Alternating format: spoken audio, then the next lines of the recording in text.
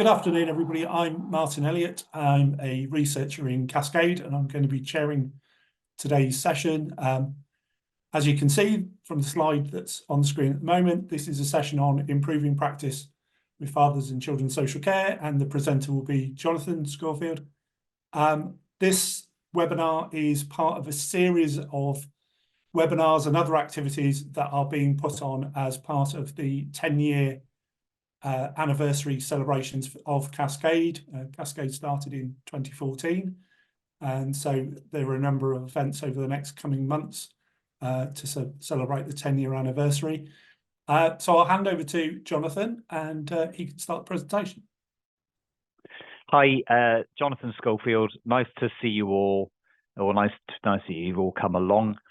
Because this is part of the 10-year anniversary of Cascade, the idea is to kind of showcase Cascade research that's had an impact over the years. So apologize in advance if this is a little bit self-referential, a bit more so than I would normally do, as in talking about me and my research over the years.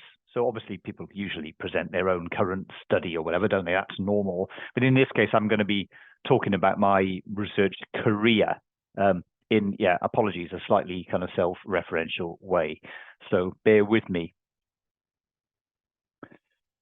So what is the basic problem that we're dealing with here when we're talking about the need to improve practice in children's social care? Well, essentially, people on the call, I'm sure, will be aware, and probably why they've come along, that there is, as a reasonable generalization, I think, to say there's far more work with mothers than with fathers, and that's true right across public services for families. So it's not a unique thing for social care.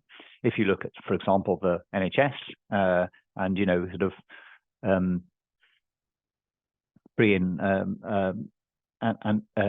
antenatal work with parents, if you look at the family support, possibly even if you think of education, there's generally more engagement with mothers than with fathers.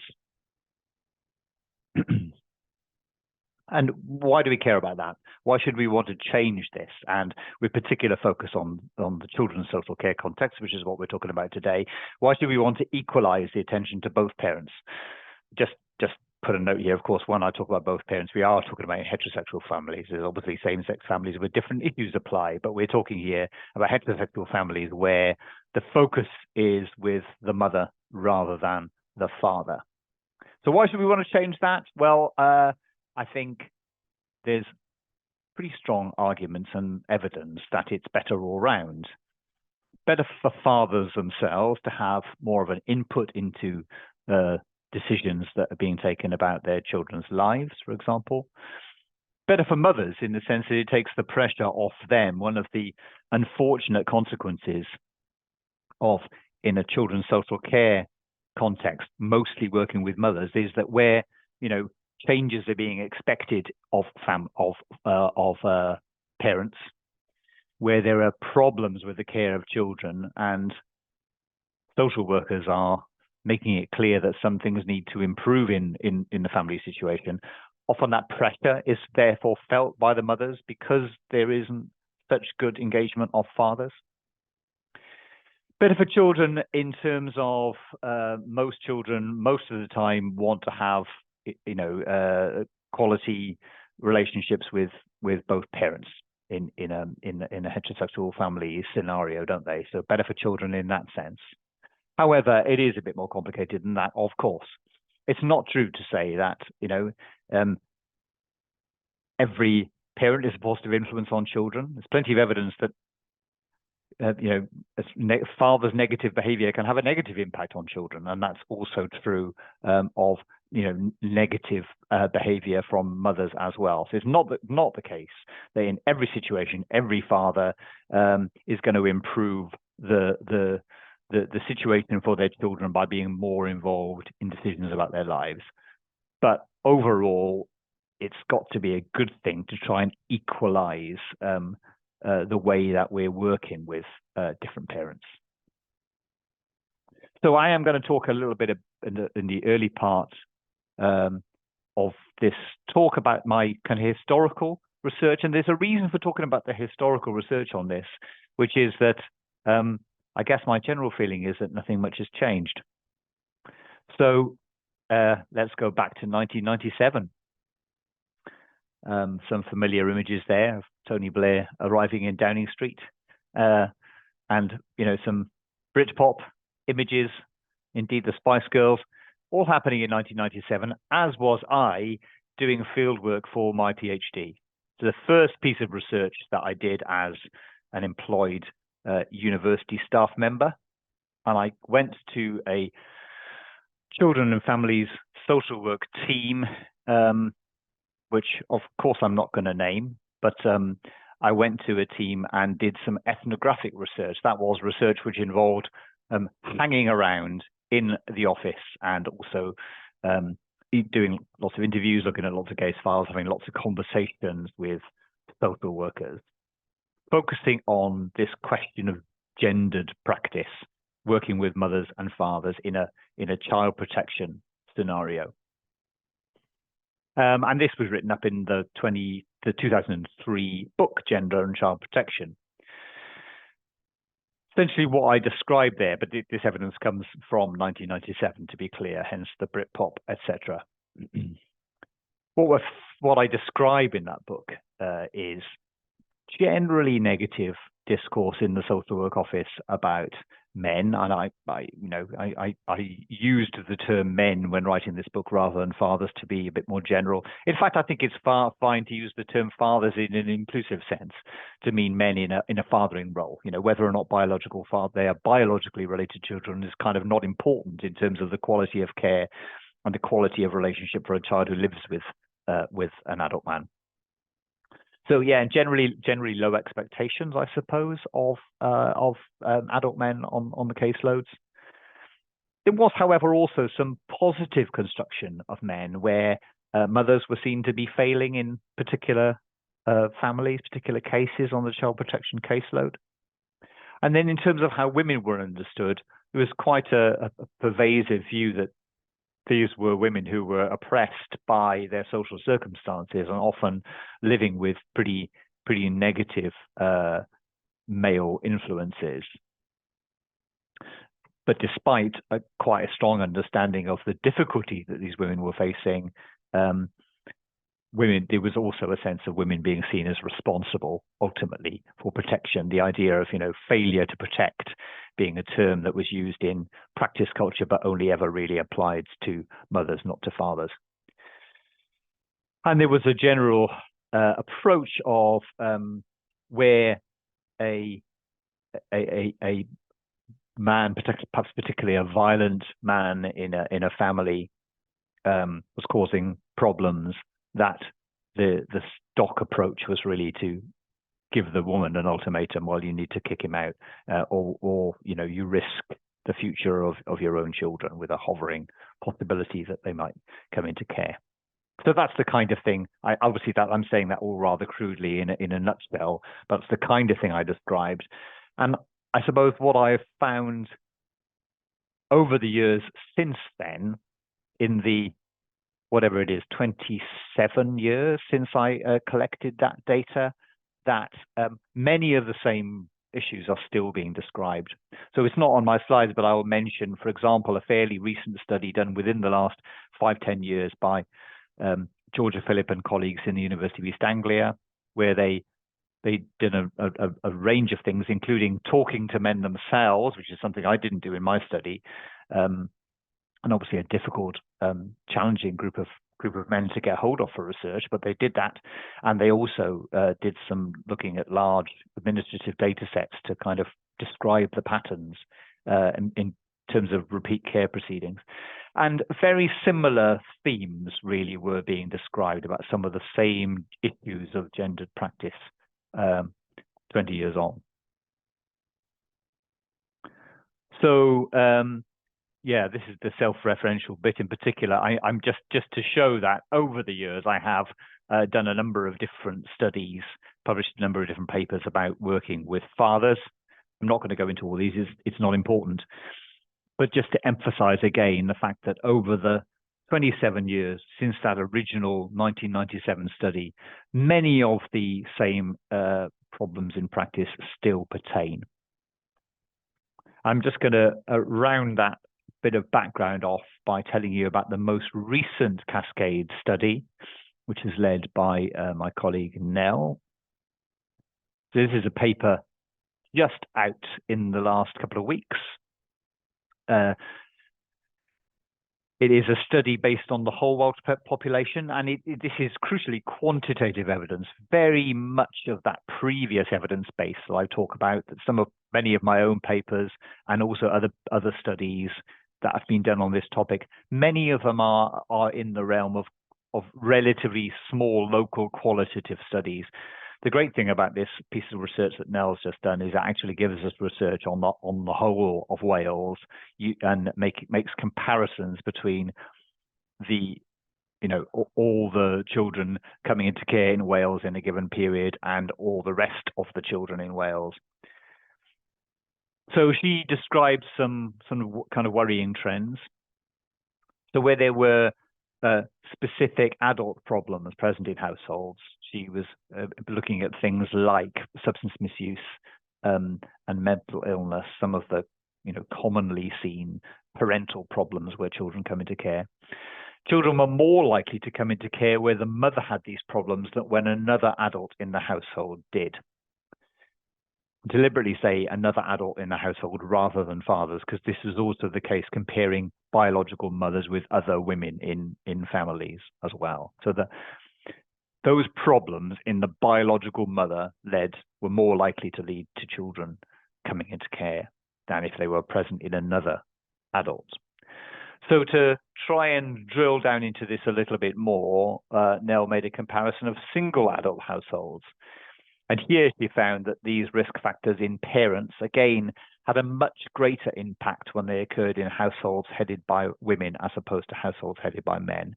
These are single adult households, okay?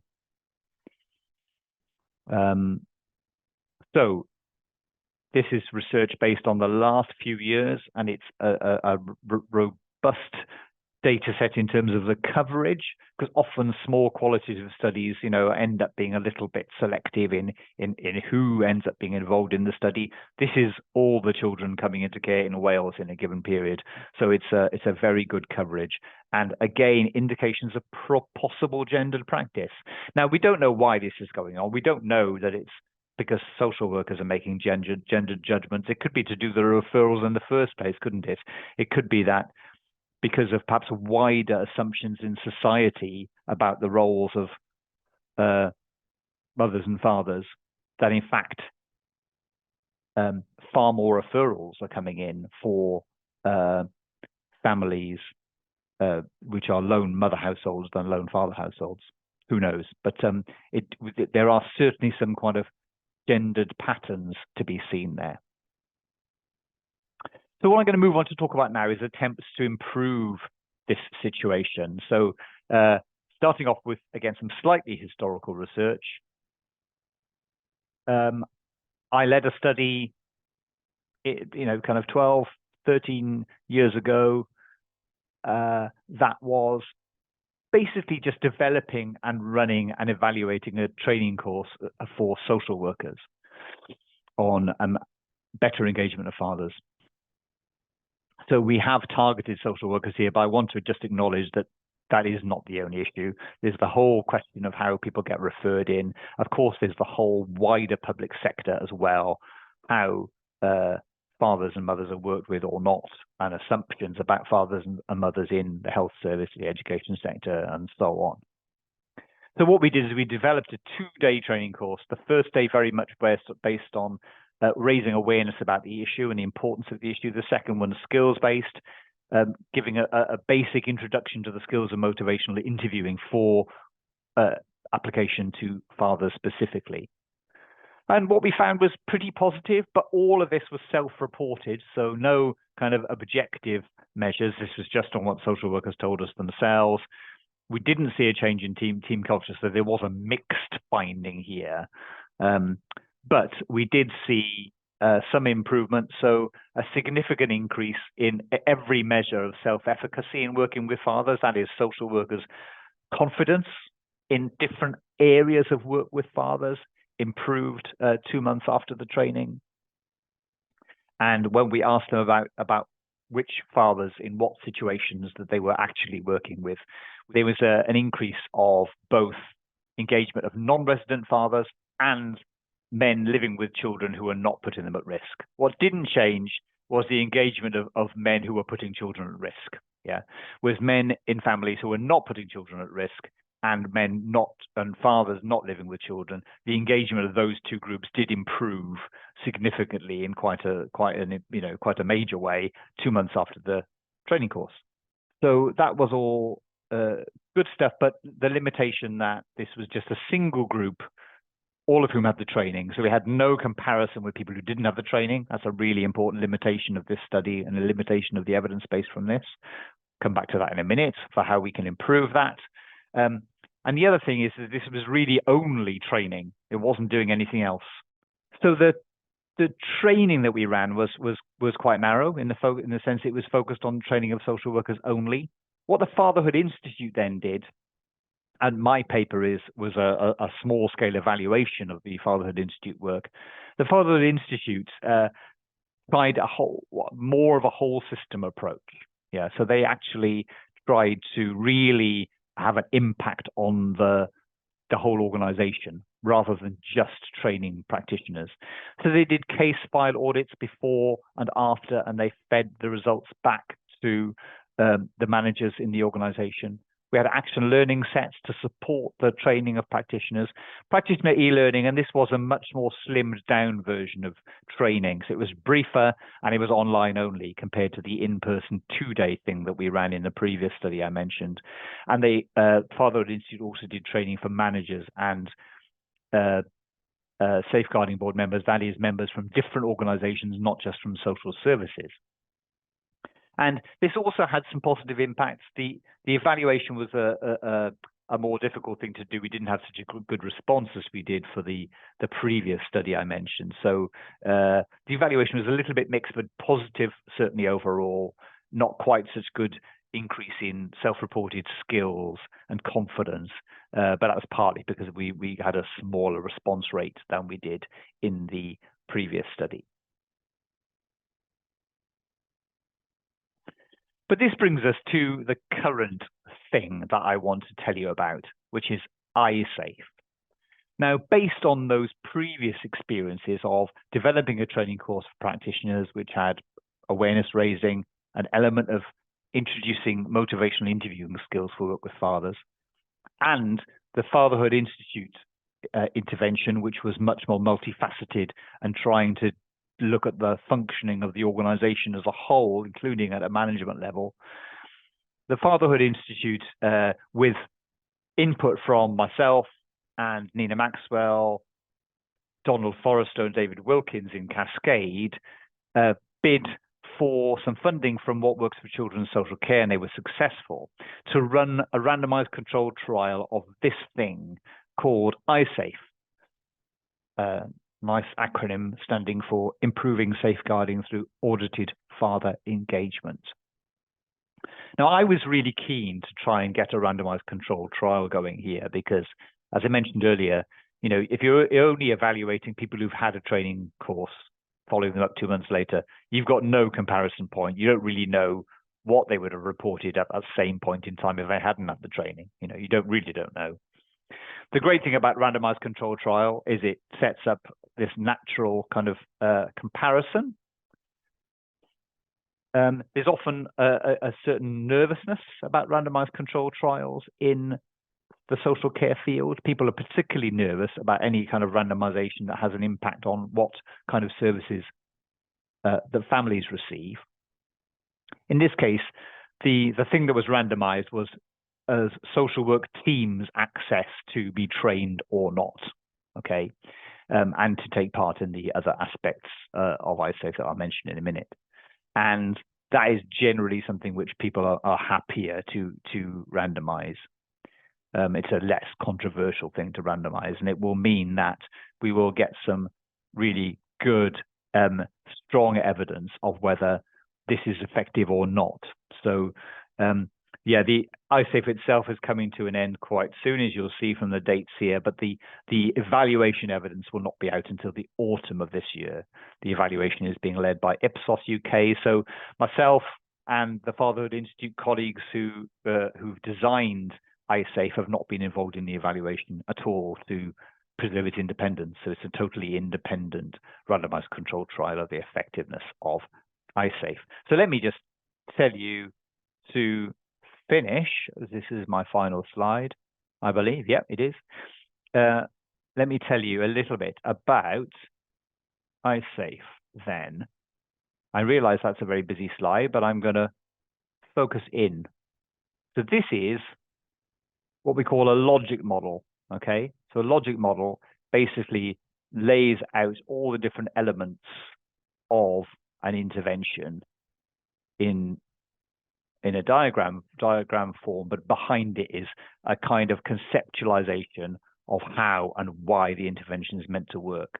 So iSafe consists of an online package for social workers. So this is done online. I mean, we would have loved it to have been in person, but practically speaking, especially with more social workers working routines having become more remote post-COVID, it just did not seem possible to get everybody together in a room. So it is online, but we do have 2 whole days of training, as in the original Cardiff training study, where the first day is focused on awareness raising, the second day is focused on skills, with, again, an introduction to motivational interviewing.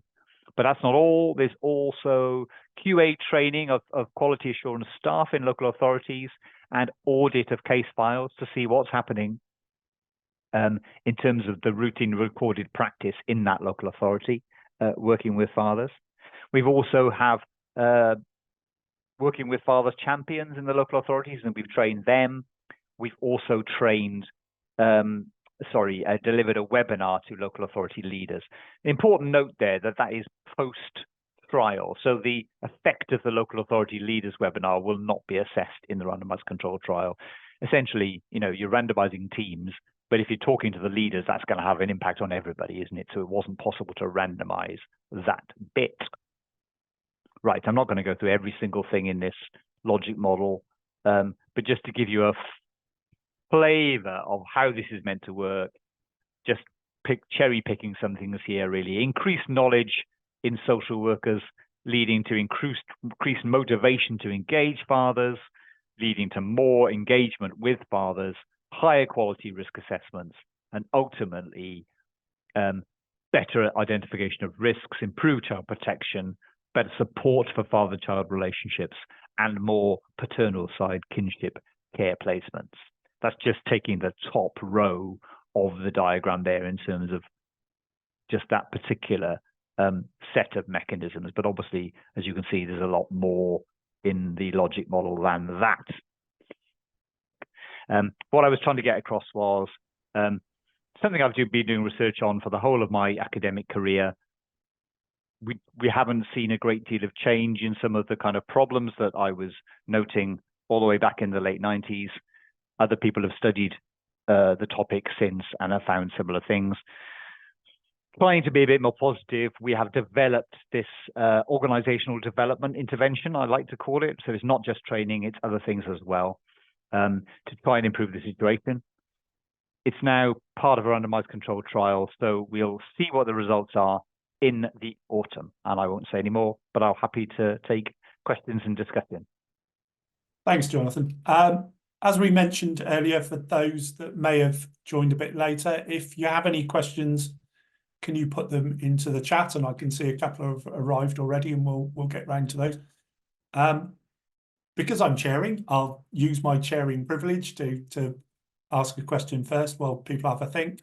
I just wondered if you, in terms of the lack of progress, I wondered whether wider aspects of social work practice, so like the moving to more strengths-based approaches or more inclusive approaches, things like family group conferencing, might be routes to ways in which we engage fathers better than we historically have.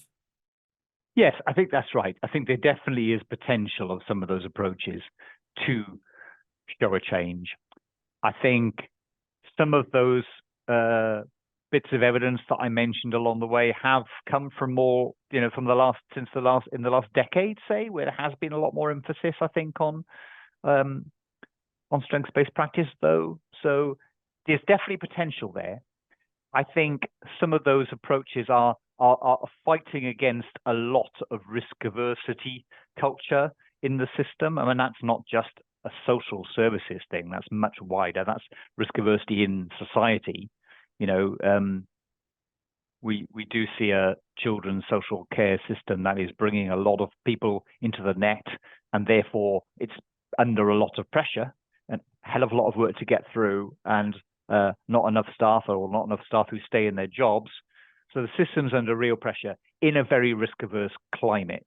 And I think it is quite difficult to turn that round and make that genuinely strengths-based. But I am aware that some local authorities are really trying, and I do hope that over time we will see that bearing fruit. Yes, but I don't think the evidence that we've got has shown any great change to date.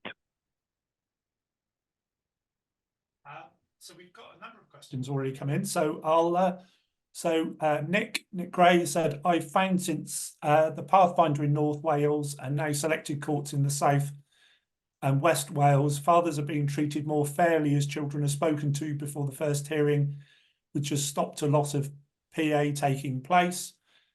And now the family courts are more open in terms of the media. And that's also changed a lot. Have you found this to be the case since 2022 to 2024? Yeah, I think, to be fair, Nick, that we don't really have evidence that is directly from the last couple of years. So that study of Nell's I mentioned, I'm afraid I can't remember what exactly the time frame is there, but that's over several years, and it certainly doesn't go up to 2024. That's for certain. It stops short of that. The data possibly doesn't go into the 22 to 24 period at all. And I'm not aware of studies that have actually been conducted in the last 2 years. So yeah, it could well be that if we went to your area you're talking about there over the last 2 years, we might see some positive change. That what you described there sounds very interesting. But no, I don't think there is any evidence that I'm aware of that is quite so very up to date in terms of when the data were collected. What I'm not sure about, Nick, is what you mean by PA here. Could you put that in the chat or something? Do you know? We'll just see parental alienation. Parental alienation, I see. Okay. Yeah. Nick can correct me if I've got that wrong, but that's what that makes sense. Yeah. Sure. Mm-hmm. So next one is, how do we identify champions for fathers in the local authorities? Yeah, I'm not actually sure in when we've been doing the ISAFE intervention over the last year or so. I'm not actually sure how the champions were identified. Is that Samantha? Is it? Apologies, Samantha. I think it was left to local authorities to do that themselves, and I'm not sure if we even got the intelligence on how they did it, to be honest. I mean, I think it's difficult, isn't it, when social work teams are under such a lot of challenge, particularly from staff turnover is a huge issue, has been an issue for a long time, and it's probably worse now than ever. It is difficult to identify people who are going to be champions for any innovative approach, really. That is challenging, but yeah, I guess if you had the opportunity, such as the local authorities that we've worked with have had, what was it? I think it was 8 different local authorities we've worked with there. If you've had that opportunity, then I guess it's a spur. If you know that there's some training coming, there's action learning sets going to be set up and so on. It's a spur for local authorities to make sure they do identify those individuals, but it's challenging. Will the iSafe trial look at the impact of the gender of the social worker on the effectiveness of the intervention? Interesting question. I mean, that's definitely not one of the primary analyses, Angela. I don't actually know for certain whether that might be somewhere buried in the small print of the evaluation protocol. I'll have to look it up. It could be something that the evaluation team are planning to do along the way to see if there's any a different impact. So it would only be as reported by the social workers again. So this is a limitation even of the randomized controlled trial, is the randomized controlled trial is not able to get evidence from other places. It's not able to get evidence, for example, from case files where you might get a slightly more objective picture, or from families themselves. I mean, in ideal world, you would do that.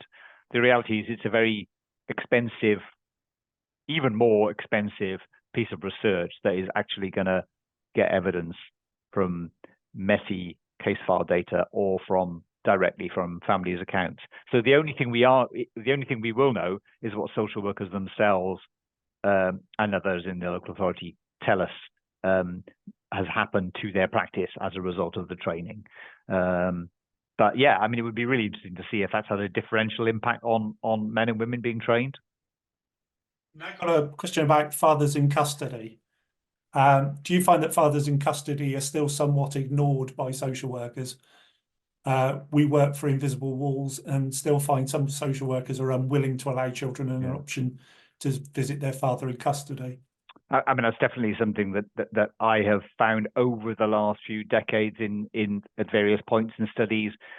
I don't have the evidence just in the last few years, but from talking to practitioners, not in the course of research, but just, through teaching and that kind of thing, talking to practitioners, I think the same practice of time still apply, whereby people feel that, it's being seen to be going above and beyond by proactively contacting parents in custody. Absolutely, that should be happening. That absolutely should. And I bet it's not always happening.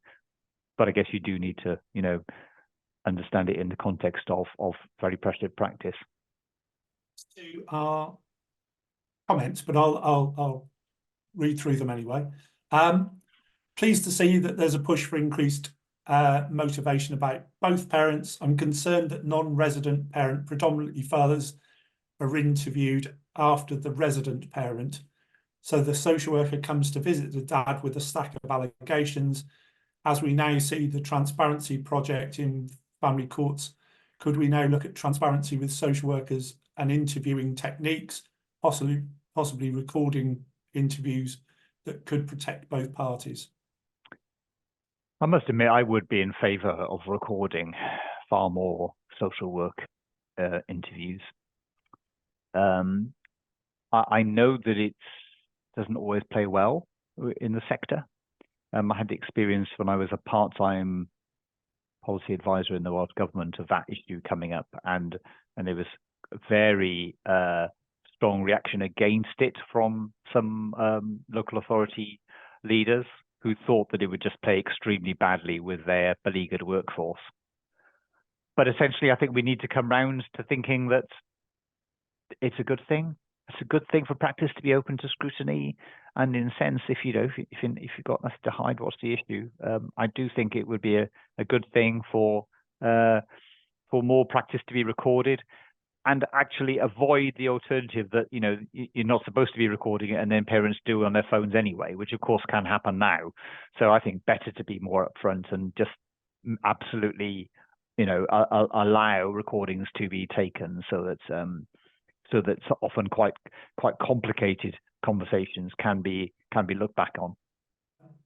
Angela's made an observation around in Hertfordshire, finding that men said they wanted people who looked and sounded like them, class and gender, to help them. And I suppose that's a wider comment about the makeup of the social workforce generally, I guess. I think the class point is a really good one. I'll just come back to that in a minute. I would say, though, that all those years ago when I did that original PhD study, I didn't see the social workers' gender really making a difference. It was much more about the culture of the team. So the men in the team were no more likely to engage the fathers than the women in the team. It was much more of team assumptions of these discourses of gender that I describe in the book. However, I think what you say there, Angela, is really interesting. I think class is a really important and not discussed enough issue, I think.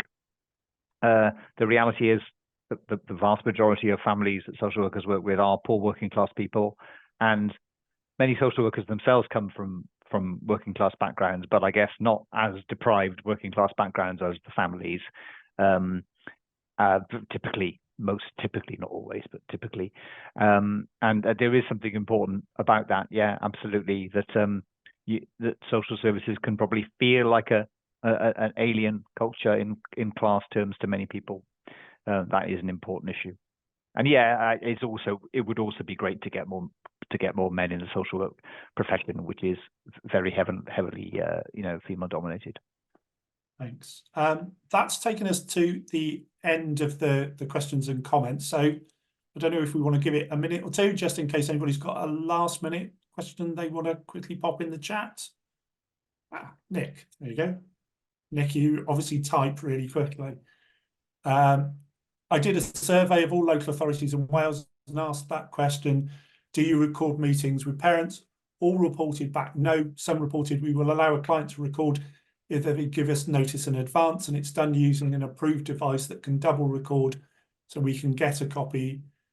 And also 2 social workers must be present. In the case of CAFCAS Cymru, this must always be done at local offices. Yeah, so it does seem as if there is still a resistance, as I would have expected, to be honest. Yeah, I do think that's something that we probably need to change over time. I recognise that the practitioners feel quite beleaguered, but ultimately we have to move to a more open practice culture, I think, where recording is accepted. Of course, there is. I mean, it needs to be done in a way that doesn't create a huge administrative burden for the social workers who are busy enough with enough paperwork. I don't just want more paperwork to be dealing with. That is one challenge that needs thinking about. I'm not quite sure what the answer is to that. But ultimately, in terms of practice culture, I think it needs to be more open and transparent. Unless there's anybody that's going to get one more sneaky question in, I think we'll draw it to a close.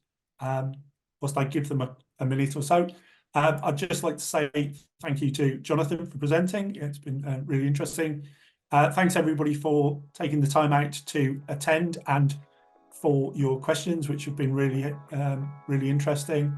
So I'd like to thank everybody for attending. Hope you have a good rest of your day, and please come along to other Cascade and ExChange events in the future. Thanks very much.